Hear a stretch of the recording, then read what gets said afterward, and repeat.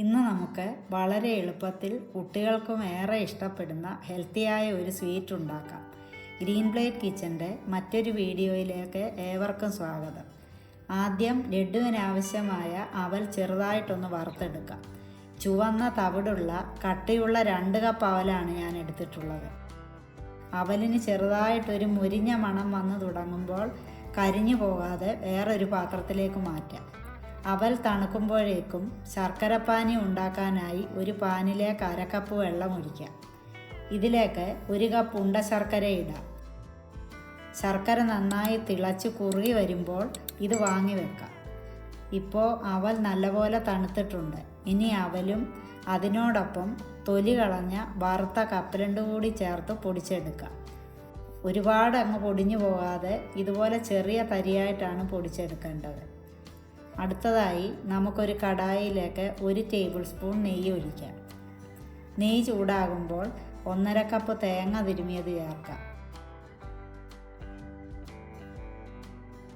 തേങ്ങയ്ക്ക് ചെറിയ ഒരു ലൈറ്റ് ബ്രൗൺ നിറമാകുമ്പോൾ ഗ്രേറ്റ് ചെയ്ത 1/2 കപ്പ് ക്യാരറ്റ് കൂടി ഇടാം. 5 മിനിറ്റ് മീഡിയം ഫ്ലെയിമിൽ വെച്ച് നല്ലപോലെ ഒന്ന് ഇളക്കി തോത്തിയെടുക്കാം.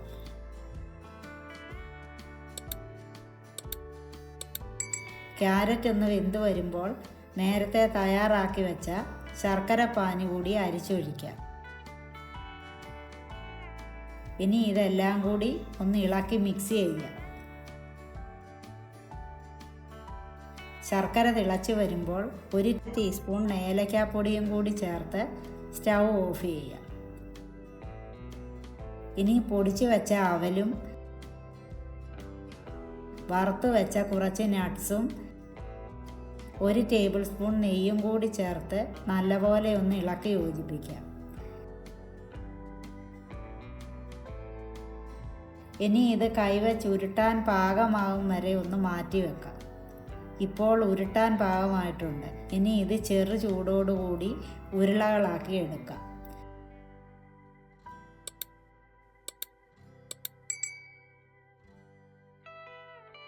നല്ല ടേസ്റ്റോടെ ഹെൽത്തിയായി നമ്മുടെ കുട്ടികൾക്ക് കൊടുക്കാൻ പറ്റിയ അവൽ ക്യാരറ്റ് ലഡു തയ്യാറായിട്ടുണ്ട്. എല്ലാവരും ഒന്ന് ട്രൈ ചെയ്ത് നോക്കൂ. വളരെ പെട്ടെന്ന് തയ്യാറാക്കാവുന്ന ഈ സ്വീറ്റ് കുട്ടികൾക്കും മുതിർന്നവർക്കും എല്ലാം ഇഷ്ടപ്പെടും. ചാനൽ നിങ്ങൾ സബ്സ്ക്രൈബ് ചെയ്തിട്ടില്ലെങ്കിൽ സബ്സ്ക്രൈബ് ചെയ്ത് സപ്പോർട്ട് ചെയ്യാൻ മറക്കല്ലേ.